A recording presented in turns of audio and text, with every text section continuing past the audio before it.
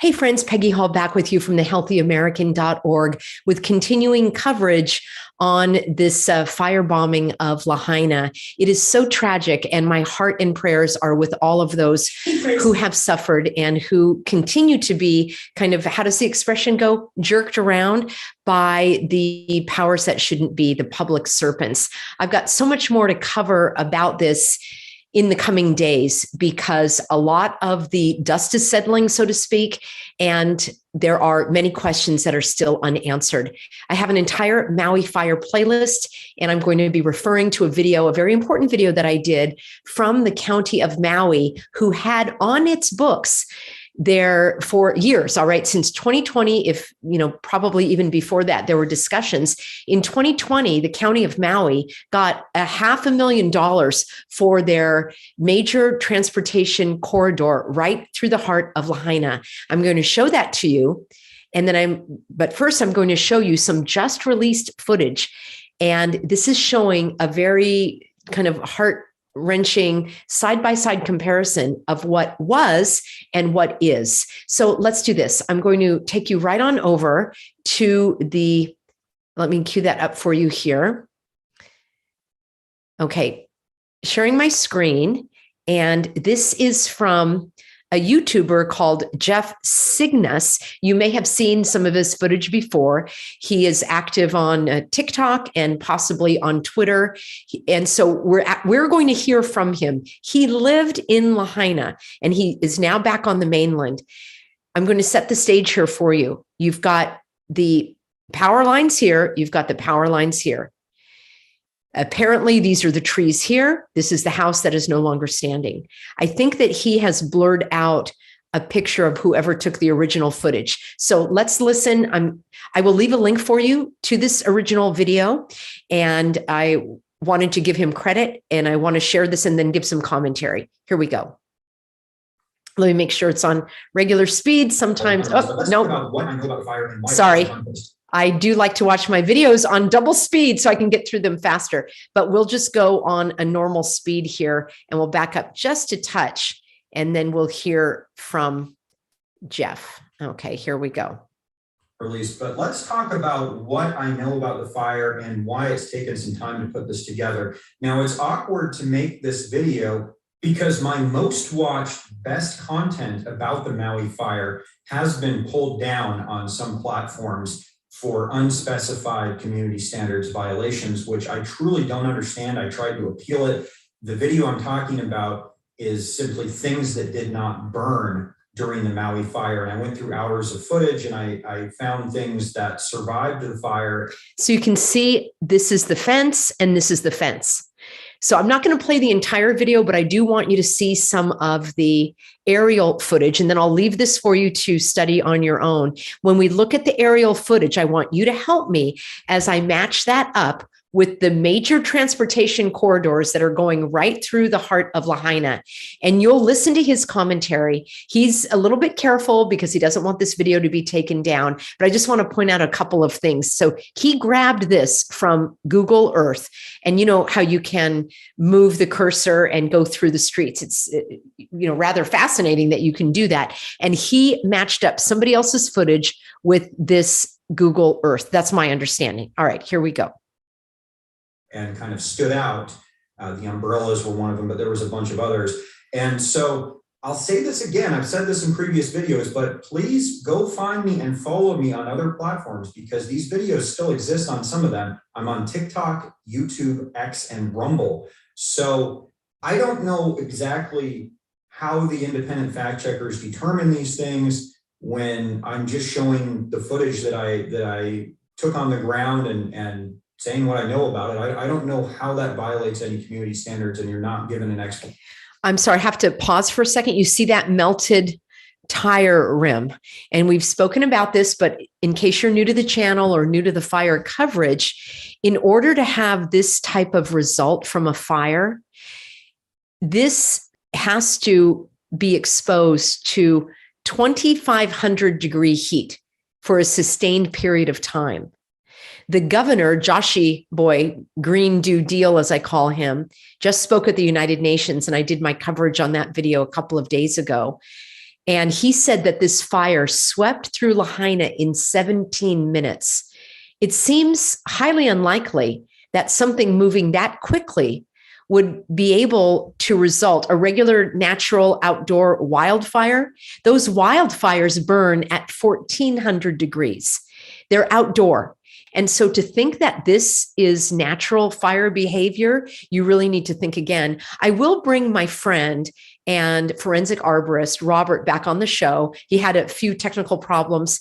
We started a video last week and we're unable to continue because he actually lost his connection, but I'll bring him back on the channel. He has been on this channel before. If you look under my fire playlist, just my general fire playlist, you'll hear him talking about that, and I give my input as well. All right, here we go. Explanation of it. So for this video, I really don't want it to be pulled down. So I am going to keep this very objective. I'm going to give you both sides to the story and let you guys decide. Again, here's the telephone pole or the electricity pole, and here it is here. We're coming right up to this corner. I find this so, this footage is just, it's stunning and heartbreaking. It's something that we need to continue to uncover because the evildoers think that they can get away with this, but they overplayed their hand. What you want to think. So let's wrap up the side by side. I mean, you can see it just looks like a nuclear bomb went off. I mean, it's like nothing I've ever seen before. Many of the first responders, or maybe the second or third responders, they said the same thing, that it looked like a bomb went off. I wonder why. Total decimation, totally flattened. There's the street sign. There's the street sign. The city for miles. Now, I want to show you on the map what neighborhoods burned and what neighborhoods survived. So on the left side here, you see Kaanapali Hillside. And then on the right side, you'll see Laniapoco. These are both affluent neighborhoods, multi-million-dollar houses. Here, you see the Safeway Shopping Center and then a bunch of commercial buildings above it. All of these areas survive. And the interesting thing about that is the less affluent neighborhoods around them burned. And that wasn't all just one area. It sort of skipped over areas, and everything burned around the Safeway and the commercial buildings, and everything burned next to Laniapoco and next to Kaanapali Hillside for the most part. Now, this is one of the few pockets that survived. This is Lahaina Luna after the fire, but this is a good representation of what a lot of the neighborhoods were like prior to the fire. A lot of the neighborhoods that burned, it's very densely populated. There are some of these houses, they'll have 15 or 20 people living in them. It's just a small residential house. Some people will be in the garage. You'll see many, many vehicles. You'll see things piled up on the lawn. So this is why I've been through all these neighborhoods before the fire. Unfortunately, I didn't take any footage of them because I didn't have any reason to, but this is more or less what they look like. So I think for some people, it seems almost too convenient that if you looked at all of the West Side and you looked at all of Lahaina prior to the fire, and somebody said to you, hey, we want to bulldoze everywhere that's not very rich, that's not very fancy, and we want to redevelop it. That's almost exactly what the fire did, which seems quite convenient. But the other side of that would be that these neighborhoods probably had a lot of code violations. They're very, very densely populated. There's a lot of stuff going on. So fire spreading, fire burning, seems like it might be more likely in these neighborhoods than the more affluent, newer construction, metal roofs, tile roofs, what you find in the other neighborhoods. So what do I personally think about that? I don't even want to tell you, because if I do, I feel like maybe my content will be pulled down. So I'll leave that up to you guys. That's the objective facts. But one opinion that I will offer as someone that has lived here and who, has seen what it's really like here, you have to be here for quite a while to really understand it. All right. I want you to listen to this part very carefully. Then we're going to listen to his commentary about the government in Hawaii. And then we're going to look at some of the aerial footage. Then I'm going to finish up by showing you the overlay of the plan that the County of Maui has had in place for years for the redevelopment and for putting through the major transportation corridor. And you know what that means? Bicycles, public transportation, walking. That's part of that resilient cities, the human settlements where they want to control your movement. They want to get rid of cars because they want to get rid of gasoline, and they want to create their, what they think is going to be their, New World Disorder utopia. But let's listen carefully to this next part from Jeff, who has lived right here in the areas that he's showing you. This is his experience with the government. Let's listen in. Is the government here is inept and incompetent beyond belief. It's unreal. And so things like this are really waiting to happen in Hawaii, in my personal opinion. So I didn't see anything before the fire that looked like a fire break, proper brush clearance, controlled burns. I need to stop again because a fire break would be an area where they clear some brush so that the fire wouldn't be able to continue.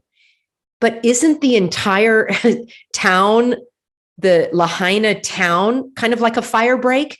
You've got concrete and you've got asphalt.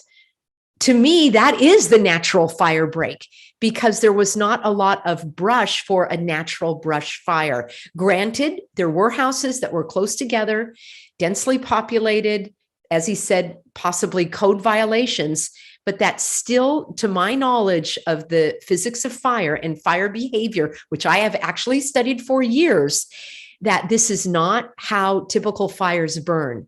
I'm going to have to dig up this video for you of a construction site where one of the tradespeople left some hazard and the fire started to burn one after another after another. These giant 2-story houses that were built close together. And it took 40 minutes, 40 minutes for 5 houses to burn naturally. So how, I'm going to say it, in the non-spinning world, could an entire city be flattened, including the cars, yet trees and swaths of green grass untouched in 17 minutes? It doesn't make sense. I'll have another video for you about the non-spinning world. I like to do that to catch your attention and have you question what you've been told about the reality of our world. Here we go. The power lines, a lot of them are on just old wooden poles. There didn't seem to be proper clearance with the trees. And so these are things I observed before the fire. And I said to my wife, when we were initially shopping for houses and things, I said, if there's ever a fire, this place it's going to be bad. Yet this shopping center was completely untouched. The new houses are untouched. This greenery, which is flammable, which is fuel, is untouched. And that's exactly what happened. So where do you draw the line and where do you know the difference between tyranny and ineptitude and know the difference between a bigger nefarious plan and just total stupidity? That I don't really know. I don't know what the answer is. Well, that's where we need to look at the evidence. And when you have cars that are melted next to trees that are still standing, it doesn't matter if there were code violations and it looked like a tinderbox ready to go and that they weren't prepared. That doesn't matter to me in terms of the evidence. The evidence shows something that is not consistent with the natural fire. For those of you that have a microwave oven, I don't use one. I don't like that at all. But you know that you are not supposed to put anything metal inside because it will catch on fire. And you know that microwaves heat from the inside out, which is why trees could burn from the inside out. Those are things that are consistent with a different type of energy. I believe that the reason why no water was available is because water would not put out this kind of fire. It would create sparks and arcs, and there would be further evidence that this is not a brush fire that could be extinguished with water. Further, how did the fire go out? If there were winds and there was no fire personnel on the scene and there was no water, it just extinguished itself. There was no more fuel to burn. No, that doesn't make sense. What makes sense to me is that an area was targeted. And I'm going to show that to you in just a moment. Let's go on.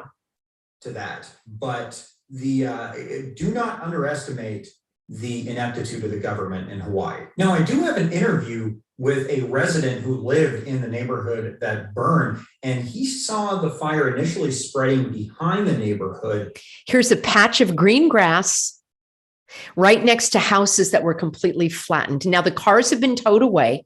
There looks like there's already been some sort of cleanup here. So this is not consistent with a wildfire, a natural wildfire.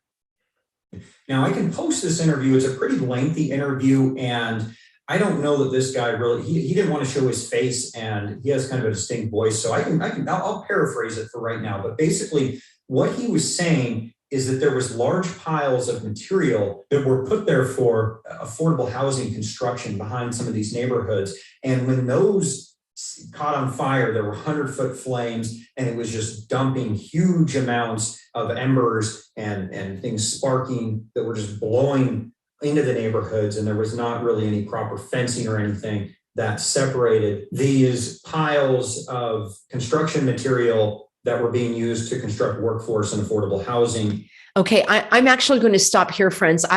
I will leave you the link to watch further, but I wanted to bring this to you because this aerial footage is so stunning to me. What I want to share with you, and the bigger part of this broadcast, was to remind you of the video that I did previously, and I am going to pull that up here, and I will also leave a link for you below.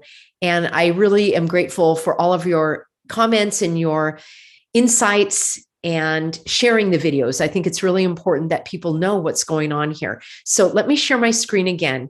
And this is the video I have. And let's see, that was 2 weeks ago. Lahaina slated for major transportation corridor back in 2020. So this is about a 15-minute video or so.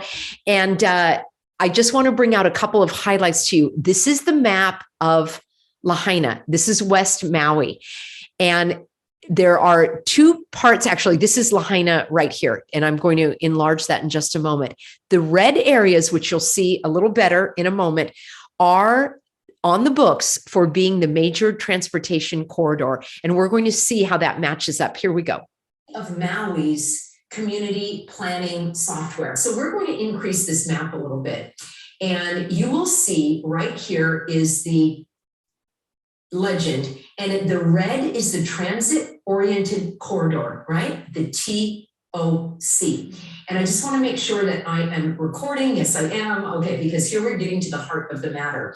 So the red area is where there is going to be this transportation-oriented corridor. Now look how cool this is. I can click on here and find out who owns it. Oh, there's the Pioneer Milk Company owned. Okay, what I want to point out to you here, friends, is this red area has been slated for this major transportation corridor, transit-oriented corridor is how they're referring to it, TOC. And this is right through the heart of Lahaina town.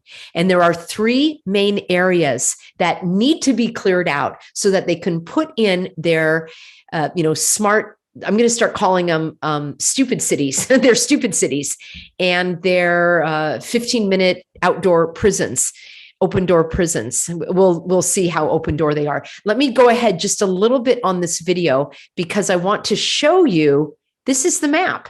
So that is right in the downtown. The yellow, so all of this is a mix of residential and commercial, and this is the waterfront right here. That has been on the books for years. And as Jeff Cygnus was pointing out, yes, there is a lot of ineptitude in the government as well. I will leave a link for you below so that you can watch this video and see how that overlays the area that was burned. The fact is, there are thousands of people who have lost their homes. There Some of them have lost their family members. Many of them have lost their jobs, their income. And the government is now paying for them to live in Airbnbs or hotels. It is so distressing to me to see that this is that not even a slow creep, sort of a fast-paced acceleration to government housing, to no more private ownership of homes. Just think about the interest rates that keep climbing up. It's nearly impossible for people to actually own a home. And think about homes that people owned. Maybe they were in their family for a generation. Maybe there were a couple of families living in one home. I pointed that out early on when people were concerned about children being home alone. That in Lahaina town doesn't really lend itself to that. It's not like it's a very community-oriented city. Town, Lahaina town. And even think about people that had their houses free and clear because it was in the family. What are they going to do now? How are they possibly going to be able to afford something else? I'm going to do my last video for you in this sequence. We're going to look at some of the housing where the temporary housing and where some of the locals are going to be housed. And on the one hand, you may say, well, Peggy, that's a lot better than being in a hotel or maybe being on the street or being displaced. But to me, it's a bone-chilling premonition, if you will, or predictive programming of what these public serpents and the evil doers have in store for people down the line. The good news is this: we are exposing the evil. They are backpedaling on many of the things because people are speaking out. They overplayed their hand in Lahaina. That's my opinion. There have been so many witnesses that are bringing forth this information, and more, even as I showed you in the previous video, KITV, the media that normally was kind of going along with the government, they're turning on them and saying, where were you? You dropped the ball. How could you have let this happen? So there is a world spotlight on Maui and on this governor and on the mayor, Bisson who's gone missing. And I, for one, am not going to let up. I will be bringing you some other coverage. I want to tell you about what's going on in the LAUSD lawsuit. There's some really great information coming out from these federal courts. I want to also bring you some updates on the, speaking of governors, the governor of New Mexico and her illegal, unconstitutional gun grab. So I will be bringing you some other information kind of sprinkled in with my Maui coverage. I think that this is such an important story to stay on. And so many of you have told me that you're grateful that I'm still reporting on it when a lot of the other content creators have, moved on to some other headlines or something. This is not a headline for me. All right. This is our future lives at stake. And I have a strong connection to Hawaii with many of my lovely, healthy Americans living there, having lived there, maybe live on the mainland now. I've traveled there many times, and there is so much at stake, and I'm not going to let this go. Thank you, everybody, for your reporting, for sending information, links, ideas to support at thehealthyamerican.org. Stick with me. One more broadcast in this series. We're going to look at the temporary housing, and I can't wait to hear your opinion in terms of what's coming next. All right. See you soon, everybody.